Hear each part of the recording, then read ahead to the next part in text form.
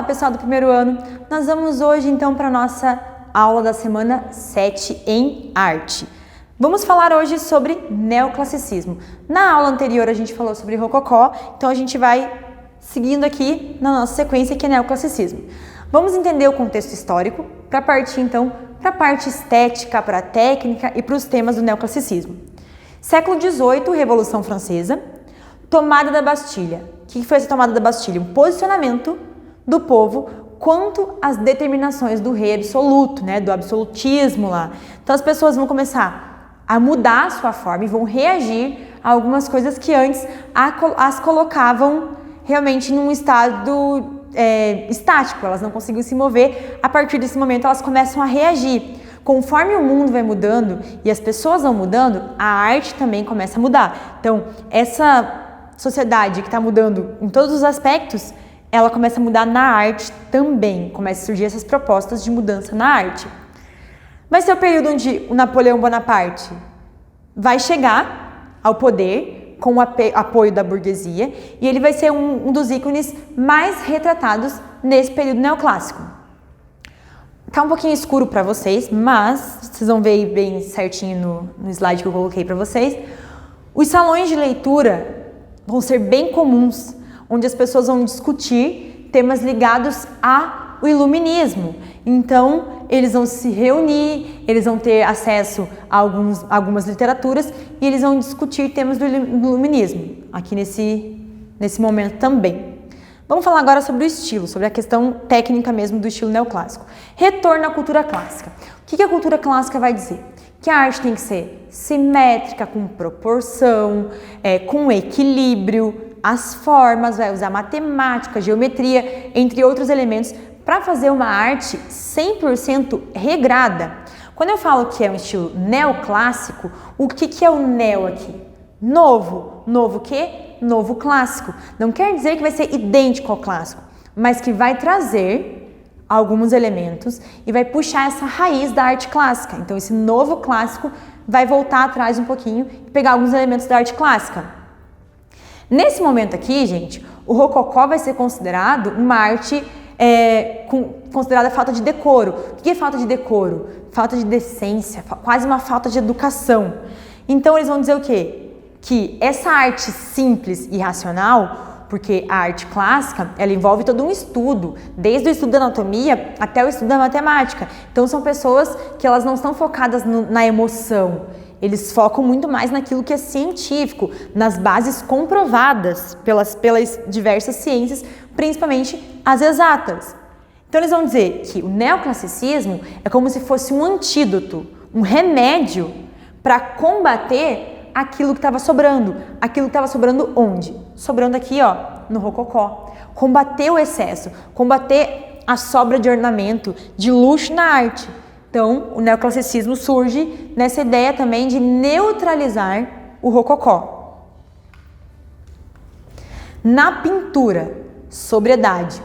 Completamente o contrário lá do rococó. Lembra que a pintura era tudo muito colorido e brilhos e dourados, douramento, Sempre uma exuberância de cores e de detalhes. Aqui, sobriedade, algo sóbrio, contido. Redução de ornamentos. Eu não vou colocar muitos ornamentos na minha pintura. Eu vou retratar aquilo que é importante para aquele tema e só. Eu não vou ficar criando coisas em cima disso.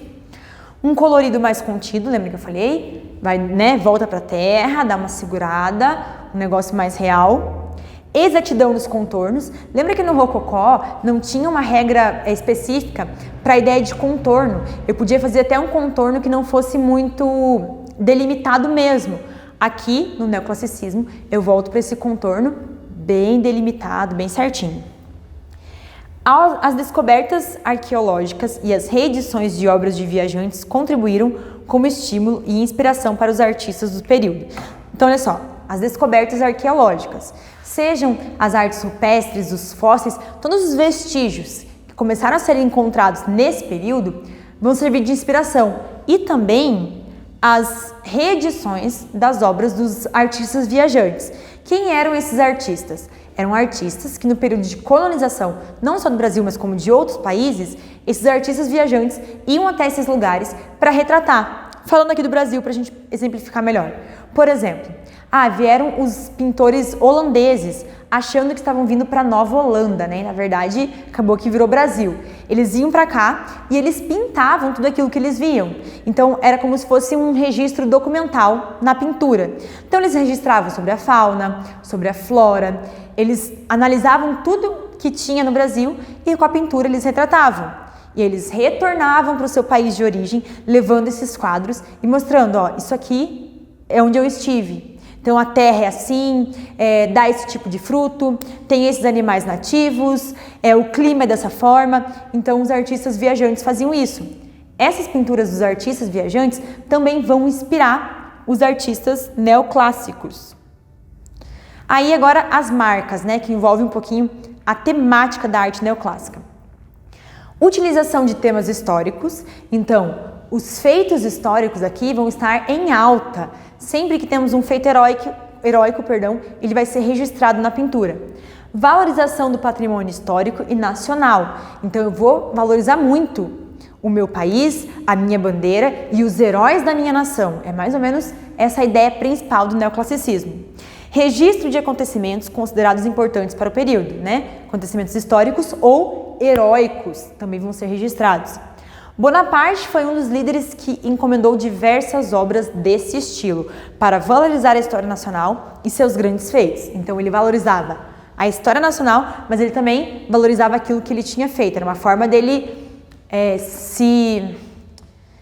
esqueci a palavra, mas se consolidar mesmo naquela liderança. Então, cada feito dele, ele tinha uma obra diferente para registrar aquele momento. E aí a gente tem um momento curioso aqui, que o neoclassicismo ele vai ter uma relação com o nazismo. E é bem interessante essa relação. Esse estilo, gente, neoclássico, ele vai ser utilizado pelos nazistas desde a chegada deles ao poder em 1933 até o suicídio do Hitler em 1945. De que forma que eles utilizavam a arte neoclássica? Se a arte neoclássica procura valorizar a identidade nacional, o patrimônio nacional e a figura de um líder, de alguém que está no poder daquela nação, então eles iam utilizar esse mesmo estilo para fazer o quê? Valorizar o nazismo, né, na Alemanha, fortalecer essa ideia do nazismo e também utilizar para difundir o nazismo. Era uma forma deles espalharem o nazismo com essas obras e uma forma deles se consolidarem também. Olha aqui, vamos fortalecer a nossa identidade, né, de nazista e tudo mais. Então, eles usavam a obra para isso. Todas as obras, elas tinham que fazer o quê? Demonstrar a superioridade da Alemanha e da raça ariana, em especial do Hitler. Então, enaltecer o Hitler e o nazismo. Essa era a ideia das obras. Todas as obras que eram indesejadas para o Hitler, essas obras, elas eram ridicularizadas e elas eram destruídas. Então, Hitler utilizava seus soldados para perseguir esses artistas, queimar essas obras e muitas vezes até matar esses artistas. Aos artistas perseguidos e presos, e muitos foram executados. Não é o tema da aula de hoje, mas eu acho interessante a gente fazer uma pausa bem rápida, né, porque nós não temos tanto tempo assim, para falar que o Hitler, a questão dele com a arte é muito forte, porque o Hitler, ele queria ser artista quando ele era novo, mas ele foi recusado da Escola de Belas Artes de Viena. E depois que ele foi recusado da Escola de Arte, ele decide ir para a carreira militar, né? Tipo, veja que contraponto, né? Ah, não posso ser artista, vou ser militar. E aí ele acaba se tornando quem vocês sabem que ele se tornou. E aí, gente, quando ele tá no auge ali do nazismo, que ele já assumiu o poder da Alemanha, ele decide que ele vai criar 2 museus. E ele começa a adquirir, tá? Um acervo para esse museu, porque ele é um apreciador de arte. Como os judeus geralmente eram ricos e tinham um grande acervo de obras de arte, toda vez que eles capturavam essas famílias, eles também saqueavam esses quadros. E esses quadros ficavam em poder do Hitler, para esse futuro museu que ele pretendia construir. O que acontece? Surgiu um grupo de homens, eu não lembro agora quantos homens, que não eram militares, não eram do exército, não eram de nada. Eles eram artistas, mas eles se alistaram para tentar recapturar essas obras de arte. Tem até um filme chamado Caçadores de Obra-Prima, em inglês, né, Monuments Men, que é como eles são conhecidos, esses homens, que eles foram para o meio da guerra para tentar recuperar essas obras. Muitas obras foram enterradas nas minas de sal. E esses Monuments Men, né, esses caçadores de obra-prima, foram até essas minas e conseguiram começar a recuperar essas obras. Quando Hitler percebeu que aquilo que ele saqueou estava sendo saqueado por essas pessoas, que eles estavam conseguindo reaver essas obras, o Hitler mandou queimar várias das obras. Então, a gente sabe que tem muitas obras de Picasso que se perderam nesse tempo de guerra, outras que foram recuperadas. A gente não vai falar disso agora, que é um conteúdo mais pra frente no ensino médio, mas só pra gente entender que o Hitler realmente ele tinha um apreço muito grande de arte, pela arte. Então, ele utilizou esse estilo neoclássico para difundir o nazismo, e todas as obras que ele considerasse indesejada, que era algo que ia contra o nazismo, ele ridicularizava essa arte, ele destruía e geralmente ele perseguia, prendia e até matava esses artistas. E a gente tem aqui, né, o Jacques-Louis David, ou Louis David, como vocês quiserem. Ele vai ser o maior representante do neoclassicismo na França. E ele vai ser, inclusive, o pintor oficial do Napoleão. Ele que vai pintar a maioria dos quadros de Napoleão. Ele é de família rica, ele era de família rica, ele estudou nas melhores escolas, então por isso que ele vem muito forte com essa ideia de arte acadêmica, porque a arte acadêmica, ela era ensinada nas grandes escolas de belas artes.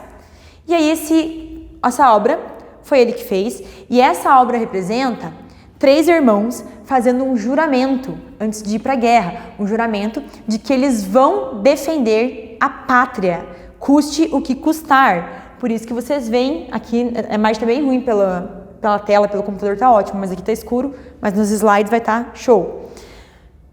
As mães, né, a mãe e a irmã ali chorando, por quê? Porque eles estão indo para a guerra e, se necessário, darão a vida pela pátria.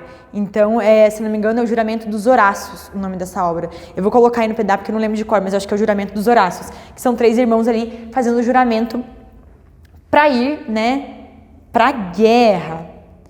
As esculturas neoclássicas, já estamos praticamente encerrando, elas vão ter temas épicos e mitológicos, porque a mitologia lá na arte acadêmica vai ser bem forte também, né? Porque a arte acadêmica vai surgir num contexto de Grécia e de deuses gregos, então vai ser forte essa ideia de mitologia. Sempre grandes proporções, então são esculturas gigantescas. O material utilizado é o mármore, presença de equilíbrio, harmonia e simetria. Características principais da arte clássica. Então, o neoclássico puxa de volta essas características. Na arquitetura neoclássica, procurava harmonizar a geometria, a matemática e a lógica. Característica da arte clássica também. Inspiração nas obras de Andrea Palladio, que projetou vilas marcadas pela solidez. Aqui é a continuação, tá? Perdão. Praticidade, beleza e por elementos da antiguidade clássica. Aí a gente tem um exemplo aqui de vila com essa pegada neoclássica. E se vocês olharem aqui, as colunas, né, ali com jonco, as colunas também tem uma ideia da arte clássica, lá das colunas gregas. Então, quando a gente fala de neoclássico, realmente resgata muitos elementos estéticos da arte clássica. Aqui temos o mapa, né, a planta baixa e a planta alta do templo ali, da vila. E os jardins, né? Os jardins eles abandonam o planejamento geométrico que tinha até então, que era bem definido, e passam a ser jardins que pareciam crescer naturalmente, sem intervenção humana. Então eles mudam um pouquinho a ideia. Os jardins que eram bem padronizados até então, os jardins no Rococó, você tinha uma vista aérea, você via que era todo desenhado geometricamente, uma coisa milimetricamente pensada. Aqui, eles vão deixar os jardins crescendo naturalmente, como se não tivesse nenhuma intervenção humana. E chegamos ao fim da nossa aula de neoclássico. Para essa semana, a atividade de vocês é a seguinte. Como eu sei que vocês estão com muito conteúdo e muitas atividades, e alguns de vocês não conseguiram ainda colocar em dia, não vou passar nenhuma atividade para essa semana especificamente. Eu vou deixar essa semana para vocês lidarem com todas as atividades de arte que ainda estão pendentes. Ver aquilo que falta, ou se de repente você mandou alguma atividade incompleta ou não fez. Então esse tempo é para isso, para você realmente acertar as suas atividades, colocar tudo em dia. Qualquer dúvida eu estou à disposição. Fiquem com Deus e até a próxima!